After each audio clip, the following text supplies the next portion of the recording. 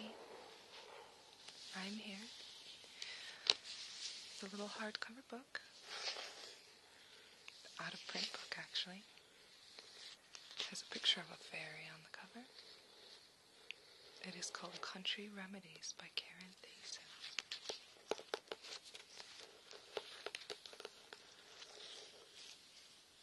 It was published in 1979. It has a very 70s looking dust jacket. It's slightly discolored with age.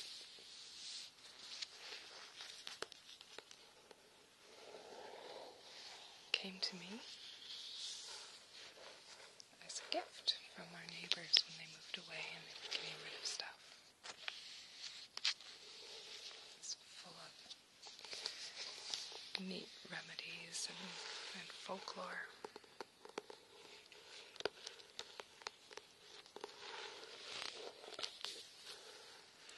I've looked online to see if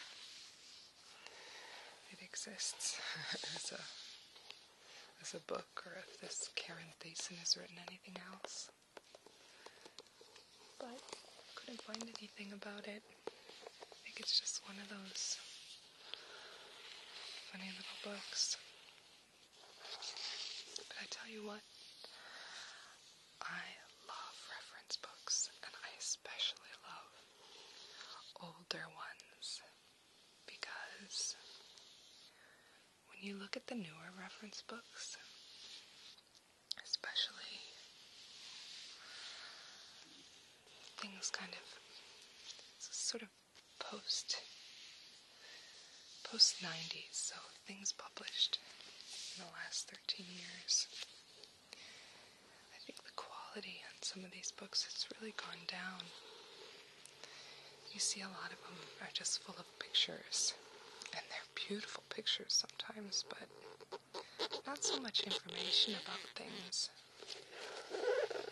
And that, I think, is a shame, because even though everyone loves beautiful photographs of herbs and things like that, you get to a point where you just want the nitty-gritty, you know? You want to know the information. That said, this book has a lot of writing, and it has lovely pen and ink illumination along the sides of the pages. And of course, the remedies inside are just kind of kitchen and garden remedies, not for serious illnesses, but just sort of everyday things, like if you have a cough, or a bit of a cold and a stuffy nose, or upset tummy, things like that, just everyday things.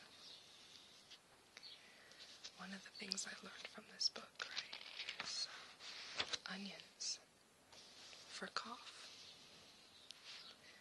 One of the things it tells you to do is put some onion in your socks if you're coughing. And it sounds kind of crazy, but you know what? It works. It helps loosen the congestion, and it can really help with your cough. So, especially since cough medicine can be pretty powerful stuff, lots of chemicals, and it's expensive. But if you've got an onion, you've got a way to treat your cough. It's got a recipe for onion cough syrup. 6 medium-sized onions, peeled and finely chopped, and a half a cup of honey.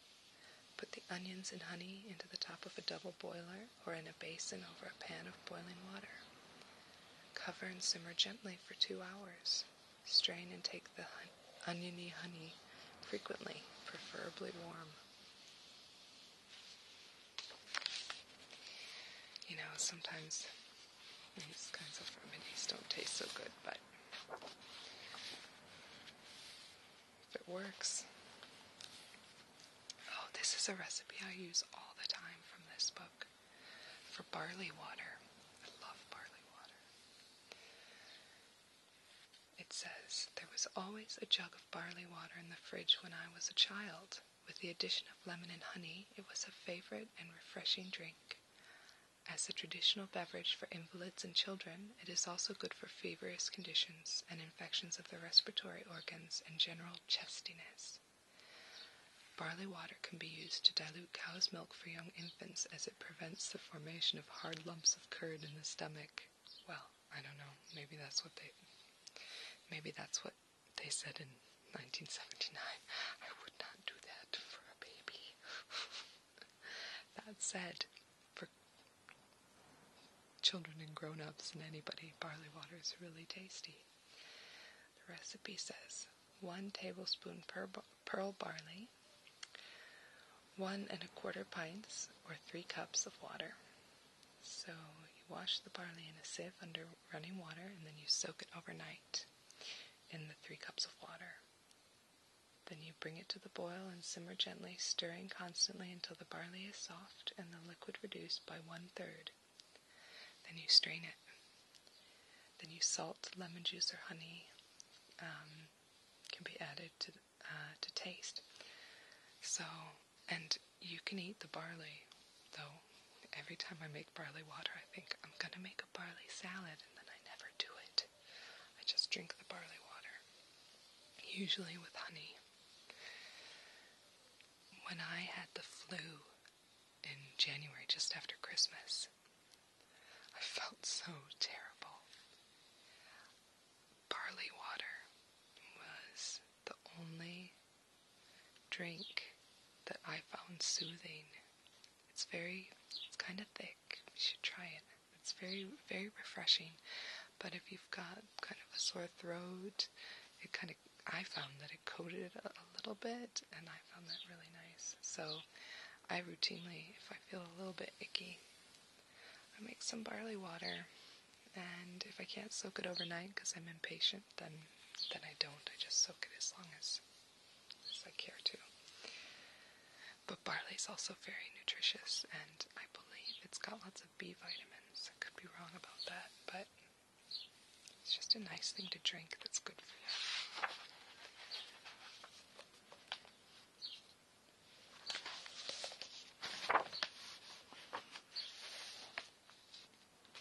How about this apple water? An excellent recipe for a suitable drink to be taken in all cases of feverishness. It's important to use a good light honey so it doesn't flavor this delicate, refreshing water too strongly. 3 cooking apples, 3 3/4 cups of water, and 2 tablespoons of honey. Core and slice the apples without peeling and place in a saucepan with water. Bring to the boil and simmer until the apples are just beginning to break down. Remove from the heat. Strain without pressing the apple puree through the sieve, and stir the honey into the liquid. You can take this apple water cold as often as required. That sounds like a nice thing to drink if you're feeling kind of crummy.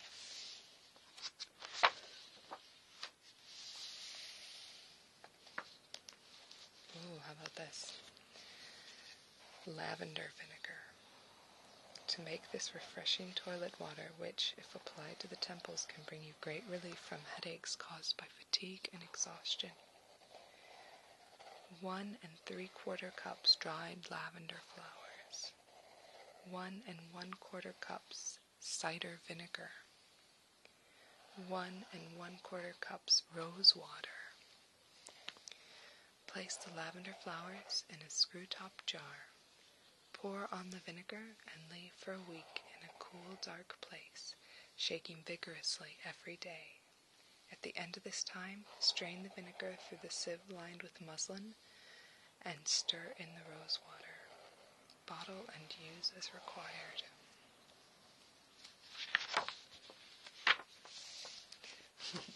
Leek ointment for aches and sprains. How's that sound?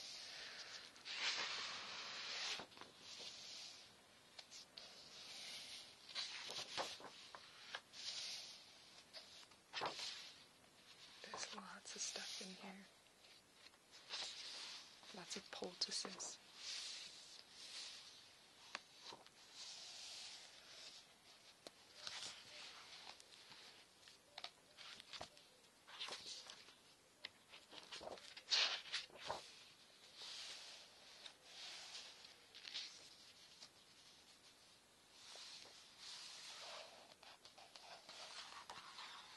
How about this?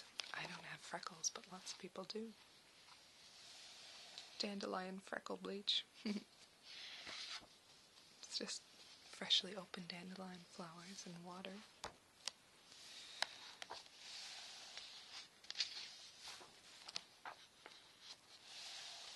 Then the book goes from sort of kitchen remedies to really old-fashioned ones.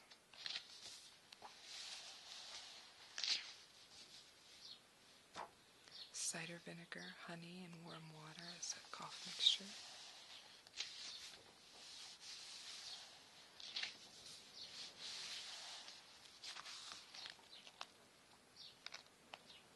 Some of these are quite funny. Listen to this. How to be merry. If you would at all times be merry, eat saffron in meat or drink, and you will never be sad. But beware of eating overmuch, lest you should die of excessive joy.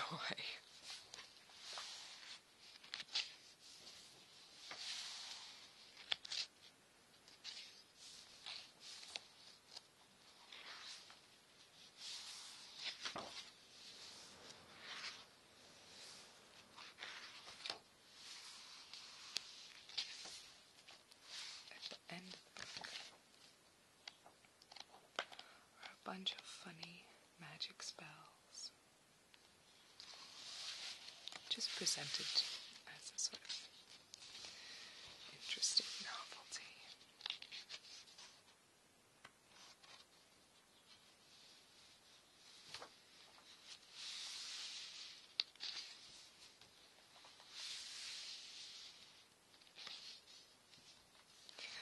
How about this? To stop a wound bleeding, place a cobweb on the bleeding wound. The combination of the absorbency of the spider web and the magic inherent in spiders makes this an efficacious cure. It is preferable to use the web of a black spider. Yeah, I'm pretty sure I won't be doing that. Oh, here is one that is supposed to work but doesn't. So there are a lot of stinging nettles here, more than where I'm from. I live in England now, my husband's English, and there's so many stinging nettles, but there's another plant called dock, and dock leaves can take the sting out of stinging nettle, or so all British people will tell you, right? This book says you have to, if you get stung by stinging nettle, you have to rub the affected part with a dock leaf while reciting these lines. Nettle in, dock out, dock in, nettle out, nettle in, dock out, dock rub, nettle out. Right? Well, let me tell you, I got stung by stinging nettle, and my husband picked me a dock leaf and told me to rub it into my ankle, and all it did was make it hurt more. Just rubbing the affected part did not help. I don't know, maybe if you smush it up a bit, and all I know is it didn't work. Maybe it didn't work because I didn't recite the magic spell.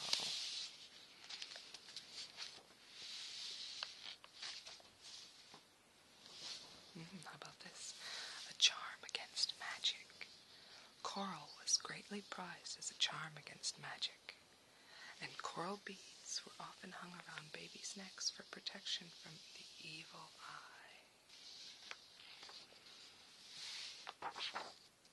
Here, I like this.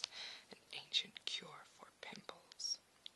Watch for a shooting star, and then, as the star is falling in the sky, wipe the pimple with a cloth and throw it on the ground. As the star falls from the sky, so the pimples will fall from your body. One precaution is that you must be careful not to wipe the face with your bare hands, or the pimples will be transferred to them. You definitely don't want pimply hands.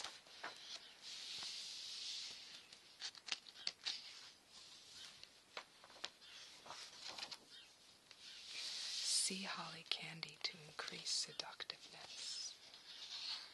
This is what mermaids feed on to increase their alluring charms. In fact, at one time, these candies were available in certain shops in London as a special sweetmeat, but demand for them must have dropped off as the mermaids moved out of town. I suspect that that shop would be Fortnum & Mason, because that is a very fancy department store. I think it's one of the oldest in the world, maybe. They have really lovely stuff, and everything's really expensive, and they have a wonderful candy counter with fresh marshmallows and stuff. I love fresh marshmallows. They have violet-flavored ones and rose-flavored ones. I love flower-flavored sweets. They're my favorite. I think sea holly is a plant that is endangered, though. It says 1 cup of sugar, 2.5 cups of water, and the roots of sea holly. You stir the sugar into the water until it boils, and then you add the roots of the sea holly and boil until tender. Then you remove the roots from the sugar syrup and cut into pieces the size of sugar lumps. 2 hours later, reboil the syrup, dip the pieces of the root, and remove and leave to cool. And you're supposed to do that 9 times. Then finally you boil the syrup until it caramelizes and dip the candied roots into this, ensuring each piece is completely covered. Cool and store in an airtight tin and eat judiciously. Yeah, I don't think anybody would be eating that, especially not if it's endangered.